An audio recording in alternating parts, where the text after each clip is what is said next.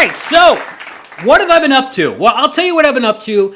Traveling. I have come up with a huge love of traveling. I love it. It started basically in 2018 when I got it was right before my job promotion. I was working for a company that a distribution company that delivered packages for Amazon. Yeah. I'm telling you, man, every day was Christmas Eve in that business. But you know what? I loved it. Anyway, so I was rocking it. I started off as a driver in 2016, as a guy who drove one of those Amazon vans around and delivered people's packages and stuff, and loved it. I went from managing 300 employees at a retail store to managing 300 boxes on a van, and it was the greatest thing ever. I enjoyed it. So good that I was nominated as their trainer, and I got to train new people, and like me, I get obsessed with things that I do, so I became really obsessed with how the operation works, and how do we do things better? Anyway, boring story short, I worked up my way up to the ranks, and I became the manager of the entire operation in 2018 after hopping around to a couple different of those companies. I became the manager, and I loved it. It was awesome. I was making a ton of money, and it was great. It was all the things I loved about retail, but without the retail. Didn't really have to worry about customer service. Didn't have to worry about cleaning the shelves. I didn't have to worry about that spot on the floor that apparently to every regional manager is the reason why your store is losing sales. Oh, there's a spot on the floor. That's why you're not getting sales. God, I hated that. Anyway, I loved it. Became the manager, right? And I was pretty darn good at that too, that they asked me to launch one of their brand new operations up in upstate New York, and I flew up there, and that's when the traveling began. Once I did that, I fell in love with the traveling so quickly that I volunteered for every project that involved an airplane after that. It was awesome. I mean, I was in Chicago, and I was in Denver, and I was in Philly, and I was just all over the country, and it was just such a nice breath of fresh air because I was good at what I did, and I was really confident, and it was great. Unfortunately, the company I was working for had a really old contract with Amazon because I guess the company I was in had been around since 2015, and Amazon, they're always trying to get better, and they're improving stuff, and I guess they realized that their big opportunity for improvement was to get rid of all those early contracts and to create new contracts with more restrictions and more control and things, and it sucked being on the other end of that, but I understand why they did it. My whole company got pulled, and I lost the job, and blah, blah, blah, blah, blah. So my company tried doing the same thing they did with Amazon, except they tried doing it with DHL, and I was one of the first people that they called and said, hey, listen, I know you just lost your job with Amazon, but you want to do it with DHL? I said, hell yeah!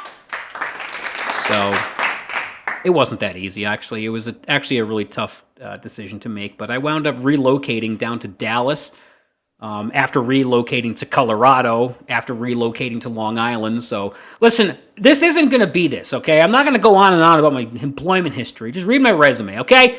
Read the resume! Okay. Anyway, I was in Dallas, and it was one of the worst things that's ever happened to me. It was awful. I mean, Dallas itself, it's like, oh, everything's bigger. Yeah, but what I didn't realize is they weren't necessarily talking about physical, It's just the egos of people in Dallas were, and I'm not shaming everyone in Dallas. I made some good friends down there, but it was just, just the way that people drove down there was literally frightening. Like, I have not been that scared to drive since I first got behind a wheel of a car. Back when I was a teenager, because it just, there was an accident, 4 or 5 of them on the highway every day, and I wasn't surprised. I mean, there were so many people just weaving in and out of traffic with their big 2-door, 4-door pickup trucks, like it didn't matter that there were speed limits. It was just awful, and the job wasn't going well, and the only thing I loved about Dallas was the house that I was renting. I loved it. That was such a great little house. I love the one I'm in now in Nebraska. Ross, how did you get to Nebraska? Yeah, okay, look, it didn't work out, okay, the Dallas thing. It's just, I could have done it, I just didn't want to. Now, that sounds obnoxious, I know. But look, the thing is that, I'm at a point, I'm 41 years old now, and, I know that's not old, okay? That's not old.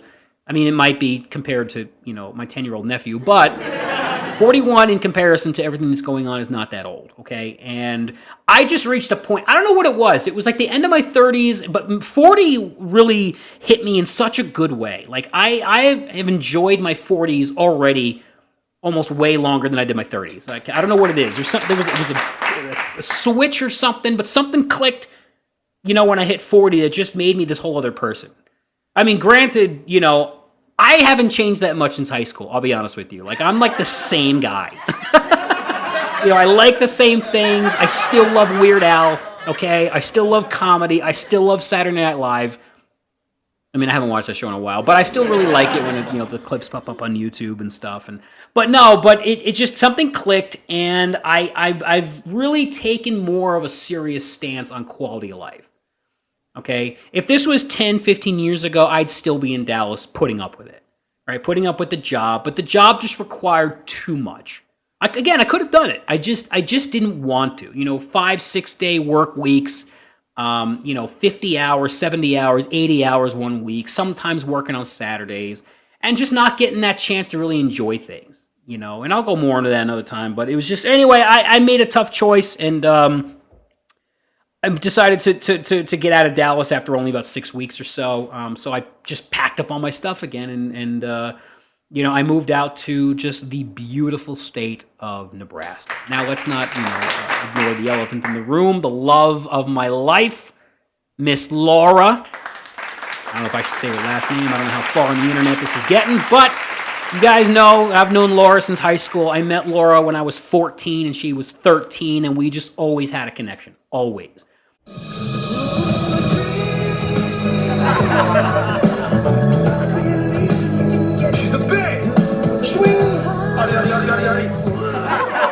Actually dated a little while in high school. It was pretty short-lived, but that's okay. It just wasn't our time. It wasn't our time, because when we got together, it was pretty serious, and it was just, I don't think either of us were really ready for, long-term commitments, when we were 15 and 16 years old, So we did kind of want to go in our separate ways, but we always stayed in touch. We always had a good bond with each other, and we saw each other periodically, and I don't know. We just hit that moment in 2018 where, it's like, now it's time, and it's been such a pleasure. I've been dreaming of having someone like that my whole life, and I never got it until now, and it's been one of the greatest experiences ever. And oh, Ross, you're such a romantic! Yeah, well, you know what? When you find that person, you become that, I was always that guy who was just like, oh, what the I never really believed in the whole love thing, and I wanted it. I mean, both my parents are still together after 100 years, and I and I love that. No, I do. I've had this split personality. I've always wanted what my parents have, but I didn't think I was going to get it. That's what it always was. I never thought I was going to get it, because it's hard to find people who can put up with you. I got my opinions. People have their opinions. My opinions are typically off the beaten path. They're a little bit different than the norm. And, it just doesn't always work out that way. And I had, people that had been dating in the past, and it all wound up toxic. And it's just, I don't know. You got to find that one person who, can not necessarily have the same opinion as you, but who, can appreciate it, And just Laura's in every category, in every part of life, she just nails it, and she's a lot like my mom. And I think I think they've done studies on that, where, you secretly want, you secretly want the woman that Dad got too. You know what I mean? It's like, there's a song, I think, how does that go? I want a girl just like the girl that married dear old Dad. She was a pearl and the only girl that Daddy ever had. A good old-fashioned old-fashioned girl with heart so true, one who loves nobody else but you. I want a girl just like the girl that married dear old Dad. So yeah, I moved to Nebraska. Of course, once I made the decision to, move out way closer to her, I realized how amazing Nebraska is. I mean, it took a lot of job changes and chances and things like that to get out here.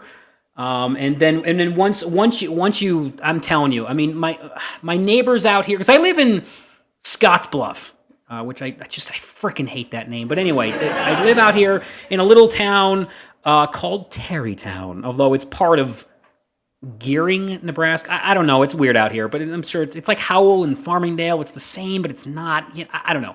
Anyway, it's like that, and my neighbors are so quiet. I mean, I have some yapping dogs next to me, which, I mean, if I had a gun, no, I'm kidding. I'm kidding. I get it. I've been around lots of dogs, and it's fine. I've become quite a dog guy. Ooh, that's a topic for another time. It's my whole dog obsession. But anyway.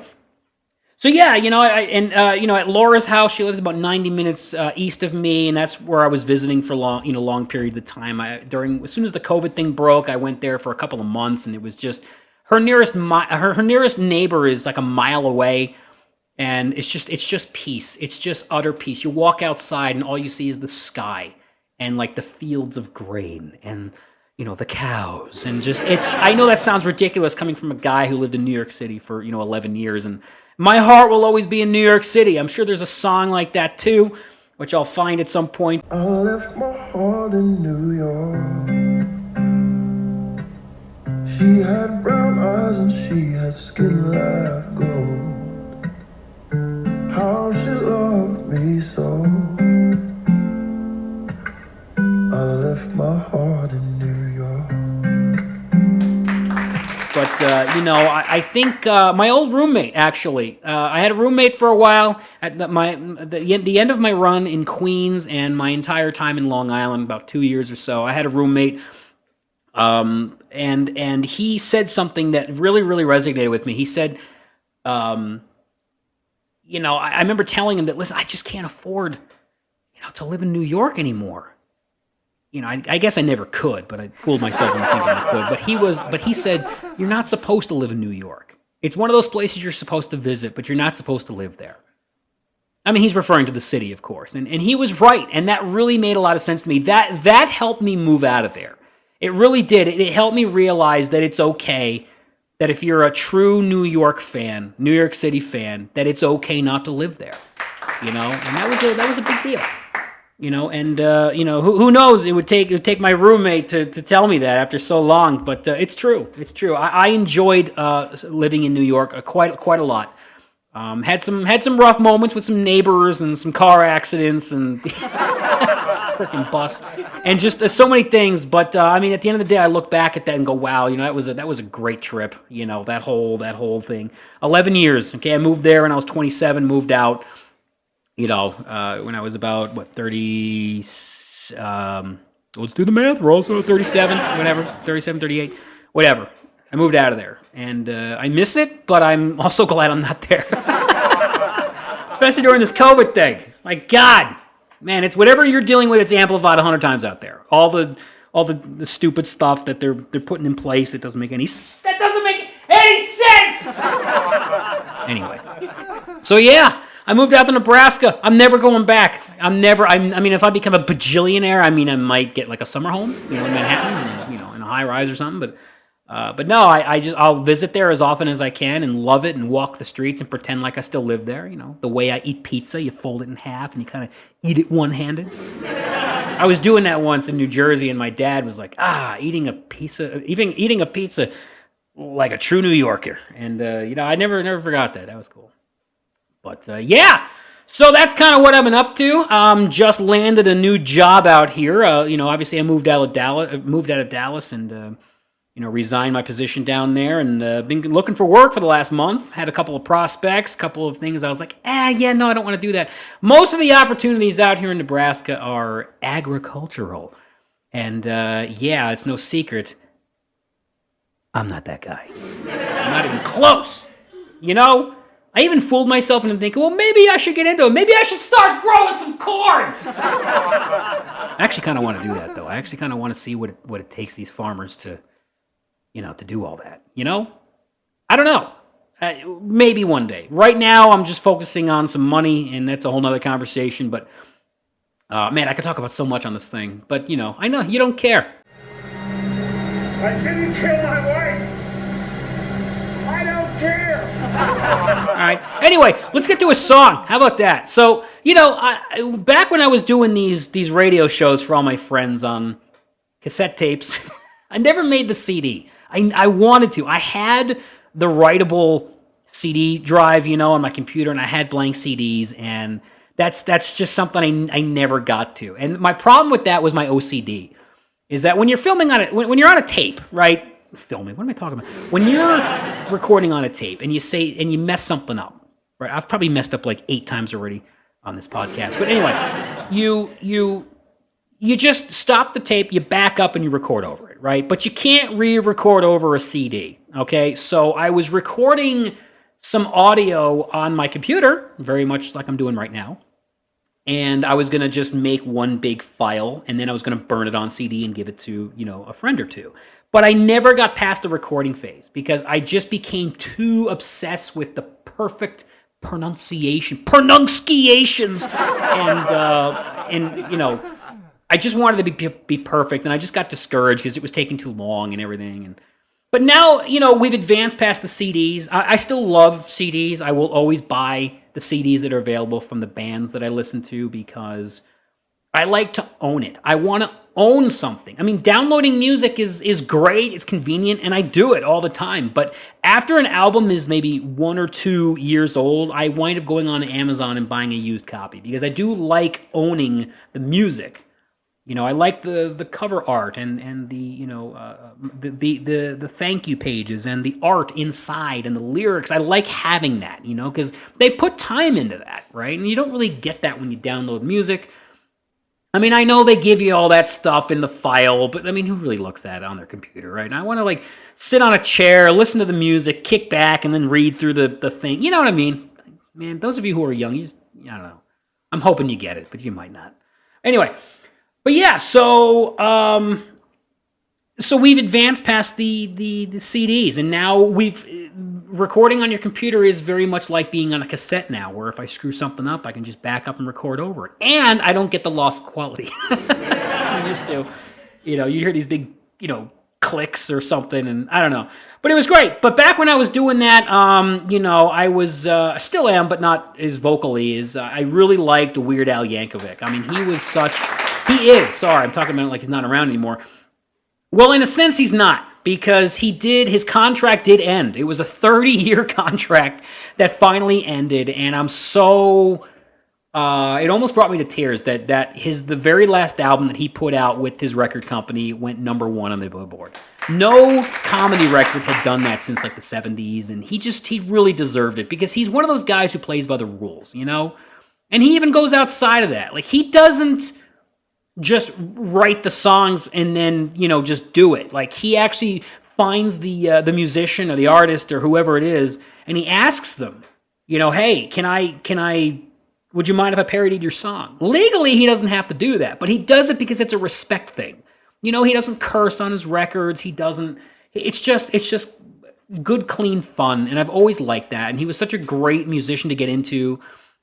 I'll never forget, my mom and I back in, I think, 1987, 1988. I mean, I think it was the summer, and back when MTV was still a channel, and back when it was actually just all music videos. Oh, man, I love that time. Anyway, my mom and I were just watching TV, and we came across this song. It was a parody of Michael Jackson's Bad, and it was called Fat. And it was just, I'm 8 years old, and my mom and I are just dying to tears. We're laughing so hard at this video, and it turns out it's this guy named Weird Al, and I say within a couple of weeks, it might have been a couple of days, I don't remember, but I came home from school, and or I came back from somewhere, maybe somebody's house, I don't remember, and my mom had purchased the Weird Al album. It was called Even Worse. and it's got Fat on it, and I was just an instant fan. At that point, I was just a fan. And I've been obsessed with the guy ever since. You know, I got all of his albums, and I've got most of his songs memorized, and I just love everything he does. In the digital world, it's been kind of hard to keep up with him because he's doing a lot of voiceovers on cartoons. Like, I think he's been on Pokemon, he's been on Sonic, he's just been, I think even My Little Pony, he played some guy. I don't know, but I can't keep up with all of his projects. But musically, I'm still on track, and he released an album called Mandatory Fun a bunch of years ago, and it was just such a great addition. And it wound up being number one. It wound up being number one on the Billboard, and I was so happy for him. And if that's the last album he ever does, I mean, God bless him. What a way to go out, being number one, you know, going from a starving artist who got, you know, glasses and bottles thrown at him, you know, when he was opening for other bands. How does an act like that, how does Weird Al open for any act? Like, imagine going out there to like a rock show and you get this dude in an accordion with curly hair and glasses, you know, singing, you know, parodies of songs. I don't know how he survived. I got to be honest. I have no idea. But to being a guy who was number one on the Billboard, who's got sold out shows across the country all the time, and he is so much fun and so interesting, and on top of that, he's such a great guy. Like, every interview, he's just nice, and he's normal, if you can believe it. His name is Weird Al, but he's the most normal guy in the music industry and in the whole California area, you know, out there. And I just love that, you know. But anyway, he released, you know, that album Mandatory Fun, and it's just, I pop it on every now and then. It's great.